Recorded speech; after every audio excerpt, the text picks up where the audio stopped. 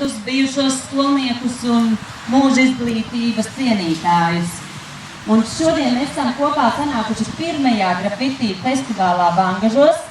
Mums ir liels prieks, ir 11 dalībnieki, visaktīvākie Latvijā.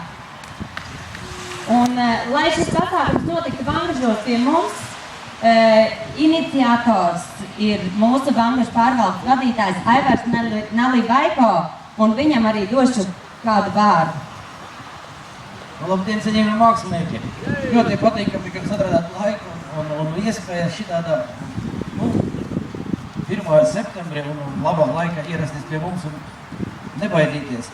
Ļoti patīkami un, kā jau iepriekš minēja, tā ideja mums radās jau sen un gribētos, ka šitais ir kā sākums, aizsākums pats dīglītis, gribētos nākotnē ar jūsu palīdzību sapulcināt daudz lielāku mākslinieku skaitu turpināt tik gadu šito kā pasākumu. Tā ir tikai ideja, ar jūsu palīdzību mēs tikai viņu varētu īstenot dzīvē. Lai jums veicas un izdodās jums mākslas darbu, mēs vērtēsim ar lielu gandarību. Paldies! Paldies arī Aleksandroidam Mališam par atsaucību palīdzot norganizēt pasākumu Vangažos, aplausi viņam. Par hip-hop mūziku šodien parūpēsies DJs Andrejs. Apbalvošana būs ap 3:00.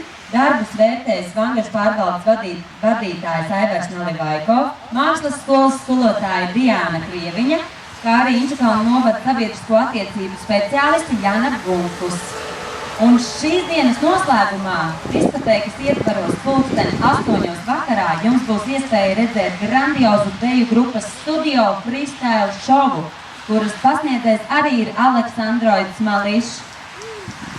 Kā arī vēlāk būs neliels konkurss par hip-hop un grafiti tēmu. Radošu dienu un drošu roku, lai tava fantāzija veido pozitīvu un krāsainu darbu.